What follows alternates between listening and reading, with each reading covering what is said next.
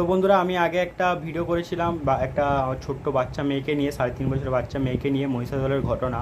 তো আপনাদেরকে বলবো যে আপনারা ভিডিওটা স্কিপ না করে ভিডিওটা পুরোটা দেখবেন। তো আমি ভিডিওটা দ্বিতীয় ক্লিপ পেয়ে গেছি, তার বাবা কি বলছে একটু আপনারা শুনে নিন।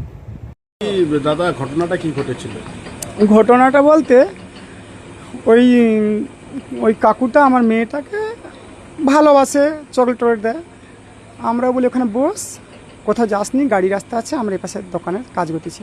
আমার স্ত্রী বলি তুমিও যাও না, বাচ্চারা বদমাশি করতেছে, দাদুর কাছে যে বুঝো, বাচ্চারা তাহলে তোমার সঙ্গে থাকবে।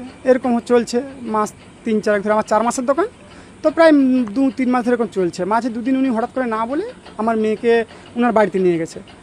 প্রথমবার যখন আমি কাকু খুঁজ দিচ্ছি, তুমি মেয়েটা কোথায় নিয়ে গেলে না বাড়িতে, আমি বললে যাও না, অত দূরে আমরা খুঁজ দিচ্ছি, আমাদের দোকান বন্ধ করে দিচ্ছি, ঘর যাবো, তুমি আসনি বলে নিয়ে যাইনি তো বাচ্চাটা, বলে নিয়ে আসছি। বলি তুমি আর নিয়ে যাওনি, আবার একদিন নিয়ে গেছে।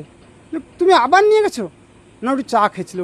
আমি বলি তুমি নিয়ে যাওনি, আমাদের অত দূরে পাঠালে আমাদের বাড়ি কোথা, তুমি নিয়ে যাচ্ছ কথা, আর নিয়ে যাওনি কো। তারপরে আবার একদিন বাড়িতে গেছে। আমার মেয়ে সেদিন দোকানে আসেনি, বলে তোমার মেয়ে আসেনি। আমি বলি না। তখন ও কী হচ্ছে, আমার বাড়িতে গেছে, বাড়িতে গিয়ে দুজনকে চকলেট দিয়ে চলে আসছে। মদ খেয়েছিল সেদিন, ভালো কথা। এবারে 8:30টার সময় আজকে আমার দোকান তাড়াতাড়ি ব্যবসা হয়ে গেছিলো, আমি গুছাচ্ছি, উনিও দোকান বন্ধ করে আমার মেয়েটাকে নিয়ে সাইকেল নিয়ে হাটের দিকে নেমে গেল, আমাদের কাঁকুরদা হাটের দিকে।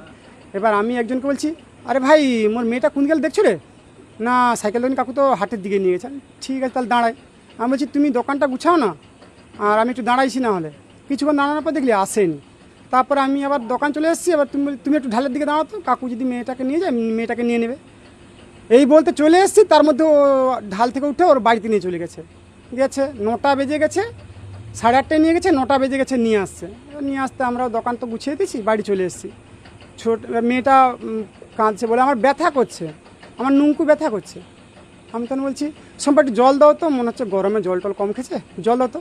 প্যান্ট খোলার সঙ্গে সঙ্গে দেখে আমার অবস্থা এতটাই খারাপ হয়ে গেছে। আমি বলছি এ বুড়া বদমাশি করছে, এ কুকুরটা বদমাশি করছে, তুমি চলো আগে মেডিকেল করি, তারপরে যে ব্যবস্থা হবে। বলে মেডিকেল করতে নিয়ে এসেছি।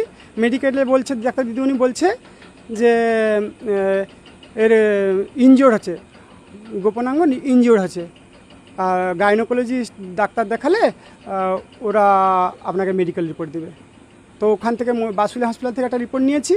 এবার ওই তমলুকে বা কোথা নিয়ে যায় বলছে, ওইখান থেকে মেডিকেল রিপোর্টটা নেব।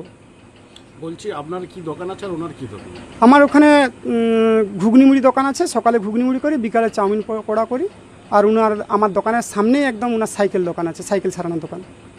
এখন আপনার